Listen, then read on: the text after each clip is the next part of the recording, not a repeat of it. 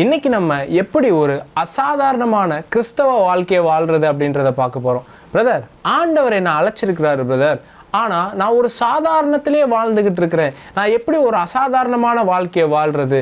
அப்படி வாழ முடியுமா? அதற்கான அழைப்பு என் மேலே இருக்குதா? இப்படி பலவிதமான கேள்விகளோடு நீங்கள் உட்காந்துருக்கிறீங்களா? நான் சொல்கிறேன், உங்களால் அசாதாரணமான ஒரு வாழ்க்கையை வாழ முடியும். அது எப்படி அப்படின்றத இன்றைக்கி நம்ம பார்த்துடலாம்.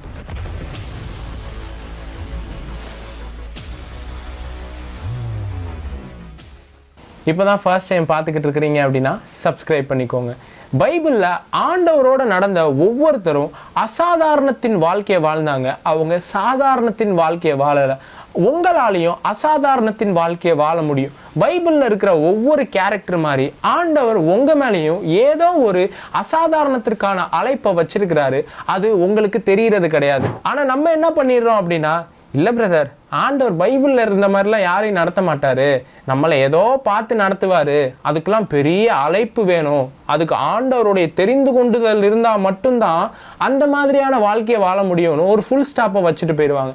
நான் சொல்கிறேன், அப்படி கிடையாது. ஆண்டவர் உங்களுக்கு வச்சிருக்கிற அசாதாரணத்தின் வாழ்க்கையை உங்களால் வாழ முடியும். இதுக்கு என்ன வசனத்தை சொல்லிடுவாங்கன்னா, அழைக்கப்பட்டவர்கள் அநேகர், தெரிந்து கொள்ளப்பட்டவர்களோ சிலர்.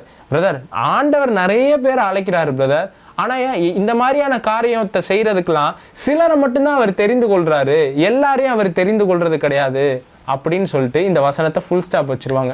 இதுலேருந்து ஆவியானவர் எனக்கு ஒரு ரெவலேஷனை கொடுத்தாரு.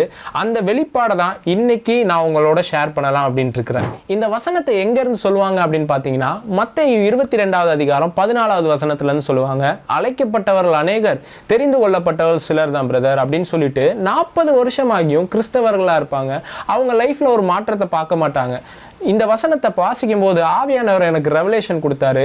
பல வருஷமாக கிறிஸ்தவர்களாக இருந்தும் ஏன் அவங்களுடைய வாழ்க்கை மாறாமல் இருக்குது அப்படின்னா, அவங்க என்ன நினச்சிக்கிறாங்கன்னா, நான் தெரிந்து கொள்ளப்படலை, நான் அழைக்க மட்டும்தான் பட்டிருக்கிறேன் அப்படின்னு நினச்சிக்கிறாங்க. இந்த வசனத்துக்கான ஒரு அர்த்தம் என்ன அப்படின்றத இன்றைக்கி நம்ம பார்த்துடலாம். வசனங்கள்லேருந்து இதை நீங்கள் வாசிச்சுட்டு வந்தீங்க அப்படின்னா, இங்கே இயேசு ஒரு கதை சொல்கிறாரு. பரலோக ராஜ்யம் தன் குமாரனுக்கு கல்யாணம் செய்த ஒரு ராஜாவுக்கு ஒப்பாயிருக்கிறது அப்படின்னு இருக்குது. இயேசு என்ன சொல்றாருன்னா, ஒரு ராஜா இருக்கிறான், அவனுடைய மகனுக்கு கல்யாணம் நடக்குது. ராஜாவுடைய கல்யாணத்தில் ஊரில் இருக்கிற பெரிய ஆளுங்க எல்லாரையும் கூப்பிடுவாங்க பாருங்களேன். அந்த மாதிரி எல்லாருக்கும் இன்விடேஷன் போகுது. இந்த அழைப்பு வந்த உடனே எல்லாரும் என்ன பண்ணுறாங்கன்னா, அந்த அழைப்பை அசட்டை பண்ணுறாங்க. ஒருத்தன் சொல்கிறான், நான் வயலுக்கு போகிறேன் அப்படின்றான். ஒருத்தன் சொல்கிறான், நான் வியாபாரத்துக்கு போகிறேன் அப்படின்றான். ஒருத்தன் என்ன பண்ணுறான்னா, ராஜா இந்த இன்விடேஷனை கொடுத்த வேலைக்காரனை அசிங்கப்படுத்தி அனுப்புகிறான். இப்படி எல்லாரும் அதை அவமானப்படுத்தி அசட்டை பண்ணோன்னே ராஜாவுக்கு கோவம் வந்துடுது. இது ஒரு ராஜா வீட்டினுடைய திருமணம்டா, இதை அசட்டை பண்ணி அவமானப்படுத்தி அனுப்புறீங்க, உங்களுக்கு போய் இன்விடேஷன் கொடுத்தேன்னு சொல்லிட்டு இனி ரோட்ல போற நல்லவன் கெட்டவன் எல்லாருக்கும் இன்விடேஷனை கொடு அப்படின்னு தன்னுடைய வேலைக்காரனை அனுப்புறான் பாருங்க. இப்போ ரோட்ல இருக்கிற எல்லாருக்கும் இன்விடேஷன் வந்துடுது. இந்த இன்விடேஷனை வாங்கிட்டு வர்றப்போ ராஜா உள்ள வந்து பார்க்குறாரு. எல்லாரும் ராஜாவுடைய திருமணம்னா எப்படி வருவாங்க, நல்ல கல்யாண வஸ்திரத்தை கொண்டு இருக்கிறதுல எது காஸ்ட்லியான ட்ரெஸ்ஸாக இருக்குது, எது நல்ல ட்ரெஸ்ஸாக இருக்குன்னு பார்த்து தான் போட்டு வருவாங்க. அப்படி இருக்கிறப்போ அதுக்கு நடுவில் மட்டும் ஒருத்தன் என்ன பண்ணுறான் அப்படின்னா, ரொம்ப சாதாரணமான ட்ரெஸ்ஸை போட்டுட்டு வரான். அப்போ ராஜாவனுடைய பார்வை அவன் மேலே படுது. கேட்குறான், நீ ஏன்பா சாதாரணமான ட்ரெஸ்ஸை போட்டு வந்திருக்க, கல்யாண ட்ரெஸ்ஸை நீ போடலையா அப்படின்னு கேட்டப்போ அவன் அமைதியாக இருக்கிறான். அப்போ ராஜா சொல்கிறான், நீ இப்படி வந்ததுனால உன்னை தூக்கி இருளில் போடட்டும் அப்படின்னு சொல்லிட்டு அவனை இருளில் போட சொல்லிடுறாங்க. இப்போ அதுக்கடுத்த வசனத்தில் தான் எழுதப்பட்டிருக்கிறது என்னன்னா, அழைக்கப்பட்டவர்கள் அநேகர், தெரிந்து கொள்ளப்பட்டவர்களோ சிலர். இதை வச்சு என்ன சொல்லிடுறாங்க, நிறைய பேர் அழைச்சிருந்தாலும் தெரிந்து கொள்ளப்பட்டவர்கள் சிலர் தானே அப்படின்னு சொல்லிடுறாங்க. இதில் 2 டைமென்ஷன் இருக்குது, 2 பரிமாணங்கள் இருக்குது, 2 பார்வை இருக்குது. இதை நீங்கள் சரியாக பார்த்துக்கிட்டீங்க அப்படின்னா இந்த கதையில் இயேசு என்ன சொல்ல வராரு அப்படின்றத புரிந்து கொள்ளுவீங்க. எல்லார் மேலேயும் அழைப்பு இருக்குது பிரதர், ஆனால் ஆண்டவர் சிலரை மட்டும்தான் பிரதர் சில காரியத்தை செய்கிறதுக்கு தெரிந்து கொள்கிறாரு அப்படின்னு சொல்லி முடிச்சிடுறோம். இதை சரியாக பார்த்தீங்கன்னா, இப்போ ராஜாவினுடைய பார்வையில் பார்த்தீங்கன்னா, அழைக்கப்பட்டவர்கள் அநேகர், தெரிந்து கொள்ளப்பட்டவர்கள் சிலர். எல்லாரையும் கூப்பிட்டுருக்காங்க, ஆனால் சிலர் மட்டும்தான் அதுக்கு பாத்திரவானா இருக்கிறாங்க. இப்போ அதவே அந்த கல்யாணத்துக்கு ஆயத்தம் இல்லாமல் ஒருத்தன் வந்திருந்தா பாருங்க, கல்யாண ட்ரெஸ்ஸை போடாமல் வந்தவன், அவனுடைய பார்வையில் பார்த்தீங்க அப்படின்னா, அழைக்கப்பட்டவர்கள் அநேகர், தெரிந்து கொண்டவர்களோ சிலர். அப்போ இவன் நினைச்சிருந்தா என்ன பண்ணியிருக்கலாம் அப்படின்னா, கல்யாண வஸ்திரத்தை அவன் தரிச்சிட்டு வந்திருந்தான் அப்படின்னா அவன் அழைக்கப்பட்டவன் கிடையாது, அவன் தெரிந்து கொள்ளப்பட்டவன். இன்னைக்கும் நிறைய கிறிஸ்தவர்கள் அசாதாரணமான வாழ்க்கையை வாழாம இருக்கிறதுக்கு காரணம் என்ன அப்படின்னா, என்ன ஆண்டவர் அழைக்க மட்டும்தான் செஞ்சிருக்கிறாருன்னு அழைக்கப்பட்ட கண்டிஷன்லயே அப்படியே உட்கார்ந்துடுறாங்க. தெரிந்து கொள்ளப்பட்ட கண்டிஷனுக்கு போறதுக்கு கிடையாது. அதுக்கு காரணம் என்ன சொல்லுவாங்கன்னா, ஆண்டவர் என்ன தெரிந்து கொள்ளல அப்படின்ட்டுவாங்க. கிடையாது, ஆண்டவர் தெரிந்து கொள்ளாதனால இல்ல, நீங்க தெரிந்து கொள்ளாதனால. இந்த வசனத்தை இப்படியும் சொல்லலாம், அழைக்கப்பட்டவர்கள் அநேகர், தெரிந்து கொண்டவர்களோ சிலர். ஆண்டவர் உங்கள் மேல ஒரு அழைப்பை வச்சிருக்கலாம், அதை நீங்க தெரிந்து கொள்ளலாம் அப்படின்னா அது ஆண்டவர் மிஸ்டேக் கிடையாது, அது அவன் மிஸ்டேக் அப்படின்னு அர்த்தம். இப்போ அவன் நினைச்சிருந்தா அவன் கல்யாண ட்ரெஸ்ஸை போட்டுட்டு போயிருந்தானா அவனும் அதில் தெரிந்து கொள்ளப்பட்டவனாக இருந்திருப்பான். எல்லா சாதாரணமான மனிதர்களுக்கு நடுவுல தான் இந்த அசாதாரணத்தை செய்கிறவர்கள் பைபிள்ல எழுதப்பட்டிருக்கிறாங்க. எல்லாரும் சாதாரணமான வாழ்க்கையை போவாங்க, ஆனா சிலர் மட்டும் அந்த அசாதாரணத்தை தெரிந்து கொள்வாங்க. தானியேலை பார்த்தீங்க அப்படின்னா ஒட்டுமொத்த யூதர்களும் தலைவணங்கி ஒரு இடத்துல நிற்கும் போது தானியேல் அசாதாரணத்தை தெரிந்து கொள்றான். எல்லாரும் இந்த கல்லுக்கு முன்னாடி வணங்கி போய் நிக்கணும் அப்படின்னு சொல்றப்போ சாத்ராக் மேஷாக் ஆபேத்நேகோ அங்க அசாதாரணத்தை தெரிந்து கொள்றாங்க. நாங்க வணங்கி நிக்க மாட்டோம், நாங்க சாதாரணமானவர்கள் கிடையாது, கர்த்தர் எங்களோட இருக்கிறார், நாங்கள் அசாதாரணமானவர்கள். எல்லாரும் சாதாரணமானவர்களா வாழும்போது அதற்கு நடுவுல இருந்து எஸ்தர்னு ஒருத்தி எழும்புறா, அவ அசாதாரணமான காரியத்தை செய்யறா. எல்லாரும் சாதாரணமான வாழ்க்கையை வாழும்போது காலேப் ஜோஷுவா அப்படின்னு சொல்லி 2 பேரு அசாதாரணமான வாழ்க்கையை வாழ்றதுக்கு தெரிந்து கொள்றாங்க. நம்ம என்ன சொல்லிடுறோம் அப்படின்னா, ஆண்டவர்கிட்ட தான் பிரதர் இருக்கு. கிடையாது, அது உங்ககிட்ட இருக்குது. நிறைய பேர் மேல இந்த அழைப்பு வருது, ஆனால் அந்த அழைப்பை எல்லாரும் எடுத்துக்கொள்றது கிடையாது. உங்களுக்கு புரிகிற மாதிரி சொல்லணும் அப்படின்னா, முத ஆண்டவர் ஆபிரகாமை தான் அழைச்சாரு அப்படின்னு நம்ம நினச்சிக்கிட்டு இருக்கிறோம். ஆண்டவருடைய அழைப்பு முத ஆபிரகாம் மேலே வரலைங்க, அவனுடைய தகப்பனாகிய தேராகு மேலே வருது. இந்த தேராகு யாரு அப்படின்னு பார்த்தீங்கன்னா, சிலைகளை செய்யக்கூடியவன். இந்த ஆபிரகாமனுடைய குடும்பம் முழுவதும் வரலாற்றை எடுத்து பார்த்தீங்க அப்படின்னா, இவங்க ஃபேமிலி வந்து இந்த சிலைகளை செஞ்சு வியாபாரம் பண்ணக்கூடியவர்களாக இருந்தாங்க. காசு இல்லாதவங்க கிடையாது, காசை அந்த சிலைகளை விற்கிறதுனால அவங்களுக்கு வரும் பாருங்க. அப்படி ஒரு கம்ஃபர்டபுள் ஜோனில் வாழ்ந்துக்கிட்டே இருந்தாங்க. இந்த யூத ரபிமார்கள் என்ன சொல்றாங்க அப்படின்னா, ஆண்டவர் முதல்ல ஆபிரகாமை தெரிந்து கொள்ளல, ஆண்டவர் தேராகு ஆபிரகாமுடைய அப்பாவை தெரிந்து கொண்டாரு. அவரை அழைக்கிறப்போ என்ன பண்ணிடுறாரு அப்படின்னா, அந்த அழைப்புக்கு இடம் கொடுக்காம அதை ரிஜெக்ட் பண்ணி விட்டுறாரு. இல்ல நான் வரல அப்படின்னு விட்டுறாராம். விட்டதுனாலதான் ஆண்டவர் ஆபிரகாமை தெரிந்து கொண்டாராம். சரி, நம்ம இன்னொரு இந்த வசனத்தை வாசிச்சு தெளிவாக என்ன அப்படின்றத பார்த்துடலாம். ஆதியாகமம் 11வது அதிகாரம் 31வது வசனம். தேராகு தன் குமாரனாகிய ஆபிரகாமையும் ஆரானுடைய குமாரனும் தன் பேரனுமாயிருந்த லோத்தையும் தன் குமாரன் ஆபிரகாமுடைய மனைவியாகிய தன் மருமகள் சாராயையும் அழைத்து கொண்டு அவர்களுடனே ஊர் என்கிற கல்தேயருடைய பட்டணத்தை விட்டு கானான் தேசத்துக்கு போக புறப்பட்டான். அவர்கள் ஆரான் மட்டும் வந்தபோது அங்கே இருந்து விட்டார்கள். ஆபிரகாம் முத கானான் தேசத்துக்கு போகல பாருங்க. கானான் தேசத்துக்கு முத போக புறப்பட்டது யாரு அப்படின்னா, அவனுடைய தகப்பனாகிய தேராகு. ஆண்டவர் எங்க ஆபிரகாம் அழைச்சார் அப்படின்னு பார்த்தீங்கன்னா, இந்த கானான் தேசத்துக்கு வர சொல்றாரு. ஆனா ஃபர்ஸ்ட் கானான் தேசத்துக்கு போக புறப்பட்டது தேராகு தான் பாருங்க. ஆனா அவன் ஆரான் மட்டும் வந்தபோது அவன் அங்கேயே தங்கி விட்டான் அப்படின்னு இருக்குது. கானான் தேசத்துக்கு போக புறப்பட்டவன் நடுவுல இங்க தங்கிட்டான். இப்போ இதுல என்ன சொல்றாங்க அப்படின்னா, முத இந்த சத்தம் யாருக்கு உண்டாச்சு அப்படின்னா, இந்த தேராகுக்கு உண்டாச்சான். ஆனா தேராகுக்கு என்ன அப்படின்னா, இந்த சிலைகளை செய்யறதுனால நல்ல வருமானம் வரக்கூடியதா இருந்துச்சு. அவனுக்கு அந்த அழைப்பு மேல பெரிய இன்ட்ரெஸ்ட் கிடையாது. நம்ம ஒரு கம்ஃபர்டபுளான ஒரு ஆர்டினரியான வாழ்க்கையை வாழ்ந்துகிட்டு இருக்கிறோம், எதுக்கு நமக்கு சம்பந்தம் இல்லாத இந்த கானான் தேசத்துக்குள்ள போகணும், நம்ம இதே மாதிரி வாழ்ந்து இப்படியே இருந்துருவோம் அப்படின்னு சொல்லிட்டு அந்த தீர்மானத்தை பண்ணி அவன் ஆரான்லயே தங்கிடுறான். இப்போ இவன் ஆரான்ல தங்குறதுனால ஆதியாகமம் 12வது அதிகாரத்துல கர்த்தர் ஆபிரகாமுக்கு தரிசனமாயிட்டு என்ன சொல்றாரு பாருங்க. கர்த்தர் ஆபிரகாமை நோக்கி, உன் தேசத்தையும் உன் இனத்தையும் உன் தகப்பனுடைய வீட்டையும் விட்டு புறப்பட்டு நான் உனக்கு காண்பிக்கும் தேசத்துக்கு போ. நான் உன்னை பெரிய ஜாதியாக்கி உன்னை ஆசீர்வதித்து உன் பேரை பெருமைப்படுத்துவேன். நீ ஆசீர்வாதமாய் இருப்பாய். அப்போ ஃபர்ஸ்ட் தேராகு மேல ஒரு அழைப்பு வந்திருக்குது. அந்த அழைப்பை தேராகு ரிஜெக்ட் பண்ணதுனால இப்போ ஆபிரகாம்கிட்ட ஆண்டவர் வந்து சொல்றாரு, உன் தேசத்தையும் உன் இனத்தையும் விட்டு நான் உனக்கு காண்பிக்கும் தேசத்துக்கு போ. எங்க போ? கானானுக்கு போ. நீ என் சத்தத்துக்கு கீழ்ப்படிஞ்ச அப்படின்னா தேராகு இருந்தா மாறு, அந்த மாதிரி கிடையாது. நீ என் சத்தத்துக்கு கீழ்ப்படுகிறதுனால நீ ஆசீர்வாதமா இருப்ப, நீ அநேக ஜாதிகளுக்கு தகப்பனா இருப்பன்னு ஒரு வாக்குத்தத்தத்தோட ஆண்டவர் ஆபிரகாமை அனுப்புறாரு. அப்போ இதுக்கு அர்த்தம் என்ன அப்படின்னா, அழைக்கப்பட்டவர்கள் அநேகர், அதை தெரிந்து கொண்டவர்களோ சிலர். தேராகு அழைக்கப்பட்டிருக்கலாம், ஆனா அதை தெரிந்து கொண்டது ஆபிரகாம் தான். நான் சொல்றேன், ஆண்டவர் உங்களுடைய சந்ததியில எல்லாரு மேலேயும் ஒரு அழைப்பை வச்சிருப்பாரு. அந்த அழைப்புல நின்று உங்களுடைய குடும்பத்தை மாற்றுறதற்கான நபரா ஆண்டவர் உங்களை தெரிந்து கொண்டு வந்திருப்பாரு. அசாதாரணமான காரியத்தை செய்யறதற்கு உங்களை சூஸ் பண்ணியிருப்பாரு. நீங்க சொல்லக்கூடாது, என்ன இல்லை ஆண்டவரே, நான் இதே கம்ஃபர்டபுள்ல வாழ்றேன். கிடையாது, நான் அசாதாரணத்தை செய்கிறதற்காக உருவாக்கப்பட்டவன். அழைக்கப்பட்டவர்களோ அநேகர், அதை தெரிந்து கொள்ளுகிறவனோ நான் அப்படின்னு சொல்லுங்க. சரிப்பா, தெரிந்து கொண்டவர்கள் சொல்றீங்க, அப்படி எதை தான்ப்பா தெரிந்து கொள்றது? எப்படி இந்த அசாதாரணமான வாழ்க்கையை நான் வாழ்றது அப்படின்னு கேட்டீங்கன்னா, ஆண்டவர் எல்லா மனுஷன் மேலேயும் ஏதோ ஒரு கிருபையை வச்சிருப்பாரு. எல்லாரும் என்ன சொல்லிடுவோம், ஆண்டவர் அவருக்கு ஒரு ஸ்பெஷல் கிஃப்ட்டை கொடுத்துருக்கிறாரு, இவருக்கு ஒரு ஸ்பெஷல் கிஃப்ட்டை கொடுத்துருக்கிறாரு, எனக்கு அப்படி ஒன்றுமே கொடுக்கல. கிடையாது, ஆண்டவர் எல்லார் மேலேயும் ஒரு கிரேஸை வச்சிருக்கிறார், ஒரு கிருபையை வச்சிருக்கிறார். கிருபைனா வேற ஒன்றும் இல்லை, எபிலிட்டி டு டூ சம்திங் அப்படின்னு அர்த்தம். ஏதோ ஒன்றை செய்கிறதற்கான ஒரு ஆற்றலை வச்சிருக்கிறார். கிருபைக்கு ஒரு மீனிங் என்ன அப்படின்னு பார்த்தீங்கன்னா எபிலிட்டி. ஆண்டவர் உங்களை ஏதோ ஒன்று செய்கிறதற்கான எபிலிட்டியை கொடுத்துருக்கிறாரு. அந்த எபிலிட்டியை நீங்கள் பயன்படுத்துறது கிடையாது.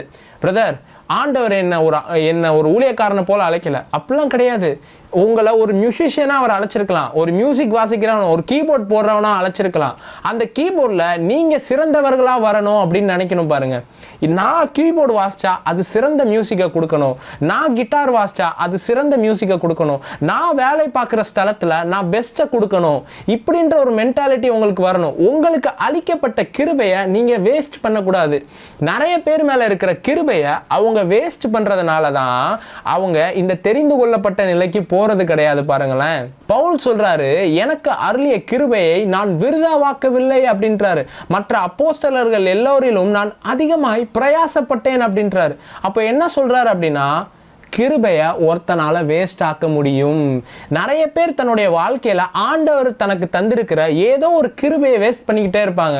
ஒரு சிலருக்கு நல்லா பேசுற திறமை இருக்கும், ஒரு சிலவங்களுக்கு நல்லா வர்ஷிப் பண்ற திறமை இருக்கும், ஒரு சிலவங்களுக்கு அவங்க வேலை பார்க்குற இடத்துல அதை அவங்களால நல்லா செய்ய முடியும்னு இருக்கும், ஆனால் அதை அவங்க செய்ய மாட்டாங்க. ஒரு சிலவங்களுக்கு ஊழியம் செய்கிறதற்கான அழைப்பு இருக்கும். ஏதோ ஒரு விதத்தில் ஒரு அழைப்பு உங்கள் மேலே இருக்கும். அந்த அழைப்பை நீங்கள் நிறைவேற்ற மாட்டீங்க, அந்த அழைப்பை நீங்கள் செய்ய மாட்டீங்க. செய்யாமல் இருந்து அந்த கிருபையை நீங்கள் வேஸ்ட் பண்ணுறீங்க. பவுலுக்கு இங்கே ஒரு அண்டர்ஸ்டாண்டிங் கிடச்சிருக்கு. ஆண்டவர் என்னை அழைச்சிருக்கிறாரு, என் மேலே ஒரு கிரேஸை வச்சிருக்கிறாரு. இந்த கிருபையை நான் வேஸ்ட் ஆக்க போகிறது கிடையாது. மற்ற எல்லா அப்போஸ்தலர்களை காட்டிலும் நான் அதிகமாய் பிரயாசப்படுகிறேன் அப்படின்றார். அப்போ என்ன, எல்லாரும் அழைக்கப்பட்டிருக்கிறாங்க, சரி நானும் அவங்களோட சேர்ந்து அழைக்கப்பட்டிருக்கிறேன். ஆண்டவர் என் மேல ஒரு விசேஷித்த கிருபையை வச்சிருக்கிறாரு, அந்த கிருபையை நான் பயன்படுத்த போறேன். அழைக்கப்பட்டவர்களோ அநேகர், தெரிந்து கொள்ளப்பட்டவர்களோ சிலர். இன்னும் சொல்லணும்னா தெரிந்து கொள்ளுகிறவனோ சிலர். அப்போ அசாதாரணமான வாழ்க்கையை வாழ்றதுக்கான ஒரே ஒரு திறவுகோல் என்னன்னா, உங்க மேல ஆண்டவர் எந்த கிருபையை கொடுத்திருக்கிறாரோ அதை கண்டுபிடிச்சு அந்த கிருபையை பயன்படுத்தணும். இன்னைக்கும் நிறைய கிறிஸ்தவர்கள் மேல ஆண்டவர் நிறைய கிருபையை கொடுத்திருக்கிறாரு. அந்த கிருபையை பயன்படுத்தாததுனாலேயே அவங்க சாதாரணமான வாழ்க்கையை வாழ்ந்துகிட்டு இருக்கிறாங்க. என் மேல வச்சிருக்கிற அழைப்பு பெருசுடா, என் மேல வச்சிருக்கிற நோக்கம் பெருசுடா, ஆண்டவர் எனக்கு இந்த கிஃப்ட் கொடுத்திருக்கிறாரு, இந்த கிரேஸை கொடுத்திருக்கிறாரு, இதை நான் வேஸ்ட் ஆக்க போறது கிடையாது. ஆண்டவர் என்ன நல்லா பாடுறதுக்கான ஒரு வரத்தை கொடுத்திருக்கிறாரு, ஒரு எபிலிட்டியை கொடுத்திருக்கிறாரு, இருக்கிறதுலே நான் பெஸ்டா பாட போறேன். ஆண்டவர் எனக்கு டீச் பண்றதுக்கான கிஃப்ட்டை கொடுத்திருக்கிறாரு, இருக்கிறதுலே நான் பெஸ்டா டீச் பண்ண போறேன். அப்படின்னா நீங்க என்ன பண்றீங்கன்னா, உங்களுக்கு கொடுக்கப்பட்ட கிருபையை இப்போ நீங்க பயன்படுத்துகிற ஒரு நபரா மாற ஆரம்பிக்கிறீங்க அப்படின்னு அர்த்தம். நீங்க யோசிக்கணும், நான் பண்றேன் அப்படின்னா நான் எதை செஞ்சாலும் என் கையில இருந்து பெஸ்ட் வரணும். இப்போ யோசேப்பை பார்த்தீங்க அப்படின்னா அவன் எங்கே போனாலும் அவனுடைய பெஸ்ட்டு தான் வருது பாருங்க. அவனை தூக்கி சிறைச்சாலையில் போட்டாலும் அங்கேயும் அவன் தான் தலைவனாக இருக்கிறான். அவன் போத்திபாரனுடைய வீட்டுக்கு போனாலும் அங்கேயும் அவன் தான் தலைவனாக இருக்கிறான். அவன் கையில் ராஜ்யத்தை கொடுத்தாலும் அங்கேயும் அவன் தலைவனாக தான் இருக்கிறான். ஏன் அப்படின்னா யோசேப்பு மேலே இருந்த கிருபையை அவன் சரியாக பயன்படுத்த ஆரம்பிக்கிறான். நீங்கள் உங்கள் மேலே இருக்கிற கிருபையை சரியாக பயன்படுத்தினீங்க அப்படின்னா நீங்கள் ஒரு அசாதாரணமான கிறிஸ்தவ வாழ்க்கையை அன்லாக் பண்ணி அதில் வாழ முடியும் பாருங்க. நான்லாம் ஒர்க் பண்ணுறப்ப என்ன பண்ணுவேன் அப்படின்னா, எனக்கு இந்த ஒர்க்கு கொடுக்கப்பட்டிருக்குதா, இந்த ஒர்க்கை என்னால் எந்த பெஸ்ட்டை கொடுக்க முடியுமோ அந்த பெஸ்ட்டை கொடுப்பேன் அப்படின்னு யோசிப்பேன். நான் ஒர்க் பண்ண பிளேஸில் நான் சிறந்த வேலையை பார்த்தேன். என்னுடைய ஓனரே கூப்பிட்டு சொல்லுவார், நீ நல்ல வேலையை பார்க்குற, நீ பண்ணுற அவுட்புட் எல்லாமே பெஸ்ட்டாக இருக்குது அப்படின்னு சொல்லுவாங்க பாருங்கள். அப்போ இதுக்கு காரணம் என்னென்னா, எனக்கு இந்த கிரேஸ் ஆண்டவர் கொடுத்துருக்குறாருன்னு தெரியுது. மற்றவங்க மாதிரி நான் செய்ய மாட்டேன், என்கிட்ட இருக்கிற பெஸ்ட்டில் இதை நான் செய்ய போகிறேன். அப்படி நீங்கள் செய்கிறவர்களாக இருந்தீங்க அப்படின்னா நீங்கள் அழைக்கப்பட்டவர்களோட நிற்க மாட்டீங்க, நீங்கள் தெரிந்து கொள்ளப்படுகிற வாழ்க்கையில் வருவீங்க. எப்படி அந்த கல்யாண வஸ்திரம் தரித்திராதவன் அங்கே மட்டும் யோசிச்சிருந்தா, ஒரு செகண்ட் யோசிச்சிருந்தா என்ன இருக்கும், ஒரு ராஜா என்னை அழைச்சிருக்கிறாரா, ராஜாவினுடைய கல்யாண வீட்டுக்கு சாதாரணமாக போகக்கூடாதே, இது ராஜாவினுடைய கல்யாணம், இதில் நான் என்னுடைய ட்ரெஸ்ஸை எப்படி போட்டிருக்கணும்னா கல்யாணத்துக்கு ஏற்ற மாதிரி ட்ரெஸ்ஸை போடணும்னு அவன் அங்கே போட்டிருந்தானா அவன் அசாதாரணமானவனாக மாறியிருப்பான். நான் சொல்கிறேன், நீங்கள் உங்கள் மேலே இருக்கிற கிருபை என்ன அப்படின்றத கண்டுபிடிச்சி பயன்படுத்த ஆரம்பிச்சிங்க அப்படின்னா நீங்கள் இன்றைக்கி ஒரு அசாதாரணத்துக்குள்ளே கொண்டு போகிறதுக்கு ஆண்டவர் ரெடியாக இருக்கிறாருங்க. ஆண்டவர் சிலரை மட்டும்தான் தெரிந்து கொண்டு இவனை கிடையாது, இவனை யூஸ் பண்ண வேண்டான்னு தள்ளி விடுறவர் கிடையாது. ஆண்டவர் எல்லாரையும் பயன்படுத்துகிறவராக இருக்கிறார். இதை வெறும் ஊழியன் மட்டும் நினச்சிடாதீங்க, எதுவாக இருந்தாலும் சரி, எதுலையும் ஆண்டவர் உங்களை பயன்படுத்த வல்லவராக இருக்கிறார். நீங்கள் வேலை பார்க்குறீங்களா, உங்கள் வேலையில் உங்கள் பெஸ்ட்டை கொடுத்து பாருங்கள், நீங்கள் இந்த கிரேஸை பயன்படுத்த ஆரம்பிக்கிறீங்க. நீங்கள் ஒரு பிஸ்னஸ் பண்ணுறீங்களா, உங்கள் பிஸ்னஸில் நீங்கள் ஒரு பெஸ்ட்டை கொடுத்து பாருங்கள். நீங்கள் ஒரு மினிஸ்ட்ரி பண்ணுறீங்களா, உங்கள் மினிஸ்ட்ரியில் நீங்கள் ஒரு பெஸ்ட்டை கொடுத்து பாருங்கள். நீங்கள் ஒரு அசாதாரணமான வாழ்க்கைக்குள்ளே என்ட்ராக ஆரம்பிப்பீங்க அப்படின்னு நான் சொல்கிறேன். வேத வசனத்தில் எப்படி போட்டிருக்குது, தன் தேவனை அறிந்த ஜனங்கள் திடன் கொண்டு அதற்கு ஏற்றபடி செய்வார்களாம். அவன் 10-11 உட்காரணும் அப்படின்னு நினைக்க மாட்டான், அவன் பெரிய பெரிய காரியங்களை செய்யணும் அப்படின்னு யோசிப்பான். இங்கிலீஷில் போட்டிருக்கு he will do exploits அப்படின்னு இருக்கு. அவன் சாதாரணத்தை செய்ய மாட்டான்டா, அவன் அசாதாரணத்தை செய்யக்கூடியவனாக இருப்பான். நான் சொல்கிறேன், இதில் பார்க்கக்கூடிய நிறைய பேரை அசாதாரணத்துக்கு இன்னைக்கு ஆண்ட ஒரு அழைப்பை தராரு. நீங்கள் சாதாரணத்தில் இருக்க மாட்டீங்க, இதுக்கப்புறம் அசாதாரணத்துக்குள்ளே போக போகிறீங்க. உங்களுடைய பிள்ளைகள் இதுக்கப்புறம் சாதாரணத்தில் இருக்க மாட்டாங்க, அசாதாரணத்துக்குள்ளே போவாங்க. உங்களுடைய தலைமுறைகள் சாதாரணத்துக்குள்ள இருக்க மாட்டாங்க, அசாதாரணத்துக்குள்ள போவாங்க. எங்க தலைமுறைகளில் இந்த ஒரு காரியத்தை நாங்க பார்த்ததே இல்லை பிரதர் அப்படின்னு சொல்லிட்டு இன்னைக்கு யாரோ உட்கார்ந்து இருக்கிறீங்களா, உங்களுக்கான தீர்க்க தரிசனமான வார்த்தை என்னன்னா, உங்களுடைய தலைமுறையில இதுவரைக்கும் பார்த்திராத அசாதாரணமான காரியங்கள் ஆண்டவர் உங்களை கொண்டு செய்ய வல்லவராக இருக்கிறார், உங்களை கொண்டே செய்வார். இதை பார்க்குற ஒவ்வொருத்தவங்களுக்காக நான் ப்ரேயர் பண்ண விரும்புகிறேன். பிதாவே, இயேசு கிறிஸ்துவின் நாமத்தினால இதை பார்க்கக்கூடிய ஒவ்வொருத்தவங்களையும் நான் பிளஸ் பண்ணுறேன். நீங்கள் அசாதாரணத்தின் தேவனாக இருக்கிறீங்க, அசாதாரணமான காரியங்களை செய்கிறதுக்கு இவங்களை அழைச்சிருக்கிறீங்க. இவங்க ஆர்டினரியாக இருக்கிறதுக்கு கிடையாது, இவங்க எக்ஸ்ட்ராடினரியாக இருக்கிறதுக்கு அழைச்சிருக்கிறீங்க. இப்பொழுதே இதை பார்க்குறவங்க மேலே, இவங்க மேலே எந்த கிருபையை வச்சிருக்கிறீங்களோ அந்த கிருபை இவங்களுக்கு வெளிப்பட்டு வரட்டும், அந்த கிருபையில் இவங்க எக்ஸல் ஆகட்டும், அந்த கிருபையை இவங்க சிறந்த விதத்தில் அதை பயன்படுத்தட்டும். Thank you Jesus. இவங்க அதை விருதாவாக்குறவங்களாக அல்ல, இவங்களுடைய பிள்ளைகள் அதை விருதாவாக்குறவர்களாக அல்ல, எதுவும் வேஸ்ட் பண்ணுறதுக்காக அல்ல, அந்த அழைப்பை தெரிந்து கொண்டு அந்த அழைப்பில் பூரண நிச்சயத்தோடு அதில் நிற்கிறதற்கான ஒரு கிரேஸையும் ஒரு ஃபேவரையும் உங்கள் மேலே நான் பேசுகிறேன். Thank you Jesus. தன் தேவனை அறிந்திருக்கிற ஜனங்கள் திடன் கொன்று அதற்கு ஏற்றபடி செய்வார்கள் என்று எழுதியிருக்கிறது. இப்பொழுதே இவங்க மேலே ஒரு திடன் உண்டாயிருக்கட்டும், அதற்கு ஏற்றபடியான காரியங்கள் இவங்க மேலே உண்டாயிருக்கட்டும். Thank you Jesus. இவங்களுடைய எபிலிட்டி, இவங்களுடைய பொட்டன்ஷியல் இயேசு கிறிஸ்துவின் நாமத்தினால வெளிவரட்டும். இவங்க மேலே வச்சிருக்கிற ஆற்றல்கள் வீணாக அல்ல, அது ராஜ்யத்திற்கு என்று பயன்படட்டும். இவங்க எல்லாரையும் நான் பிளஸ் பண்ணுறேன். பெரிய காரியங்கள் செய்யுங்க இயேசுவின் நாமத்தில் பிதாவே, ஆமேன். இந்த செய்தியினால் நீங்கள் பிரயோஜனப்பட்டிருக்கிறீங்க அப்படின்னா மற்றவங்களுக்கும் ஷேர் பண்ணுங்கள். ஏன் நான் ஒரு சாதாரணமான வாழ்க்கையை வாழ்ந்துக்கிட்டு இருக்கிறேன்னு யோசிக்கிறவங்களுக்கு இன்றைக்கி ஒரு அசாதாரணம் கிடைக்கும் பாருங்கள். இந்த செய்தியினால் நீங்கள் ஆசீர்வதிக்கப்பட்டிருக்கிறீங்கன்னா இந்த வார்த்தைகளுக்காக நீங்கள் விதைக்கலாம் பாருங்கள். கொடுங்கள், அப்பொழுது உங்களுக்கு கொடுக்கப்படும் அப்படின்ட்டு. இந்த வார்த்தையை நான் கேட்டேன் பிரதர், எனக்கு ஆசீர்வாதமாக இருந்துச்சு அப்படின்னு நினைக்கிறீங்க அப்படின்னா, நான் இந்த மினிஸ்ட்ரியை பிளஸ் பண்ணுறேன், இந்த மினிஸ்ட்ரிக்கு நான் விதைக்க விரும்புகிறேன் அப்படின்னா உங்களுடைய காணிக்கையை இந்த மினிஸ்ட்ரியில் நீங்கள் விதைக்கலாம், இந்த வார்த்தைக்காகவும் நீங்கள் விதைக்கலாம். இந்த ஊழியத்தினால் தொடர்ந்து ஆசீர்வதிக்கப்படுறீங்கன்னா இந்த ஊழியத்தில் நீங்கள் தொடர்ந்து ஒரு பங்காளராகவும் மாறலாம். அதுக்கு கீழே பார்க்குற Google Pay, PhonePe, Paytm account number எல்லா விதமான டீட்டெயில்ஸும் கீழே இருக்கும். அதை நீங்கள் பயன்படுத்திக்கலாம். இன்டர்நேஷ்னலி நீங்கள் பார்க்குறீங்க அப்படின்னா நமக்கு வெப்சைட் இருக்குது. பேபாலை பயன்படுத்தி உங்களுடைய கார்டு டீட்டெயில்ஸ் என்டர் பண்ணிங்கன்னா இந்த ஊழியத்துக்கு நீங்கள் அனுப்பிச்சு வைக்கலாம் பாருங்கள். ஒருவேளை சிலர் வந்து ஸ்ரீலங்காவிலேருந்து கேட்டிருந்தீங்க, பிரதர் உங்களுக்கு காணிக்கை அனுப்பணும்னு நினைக்கிறோம், பட் ஆனால் அனுப்ப முடியலை அப்படின்னு சொல்கிறீங்க. நமக்கு ஸ்ரீலங்காவில் நமக்கு தெரிஞ்ச ஒரு சிஸ்டர் இருக்கிறாங்க. அவங்களுடைய டீட்டெயில்ஸ் உங்களுக்கு நான் தரேன். அந்த டீட்டெயில்ஸை நீங்கள் காண்டாக்ட் பண்ணிங்க அப்படின்னா அவங்க ஒரு அக்கௌண்ட் நம்பர் தருவாங்க. அந்த அக்கௌண்ட்டில் அனுப்பிச்சிங்கன்னா அந்த அக்கௌண்ட்லேருந்து எனக்கு ரிசீவ் பண்ணுறதுக்கு ஈஸியாக இருக்கும் பாருங்கள். அதே மாதிரி யாருக்காச்சும் ப்ரேயர் பண்ணணும் அப்படின்னு நினச்சிங்கன்னா கீழே பார்க்குற வாட்ஸ்அப் நம்பரில் உங்களுடைய ப்ரேயர் ரெக்வஸ்ட்டை டைப் பண்ணி அனுப்புங்க.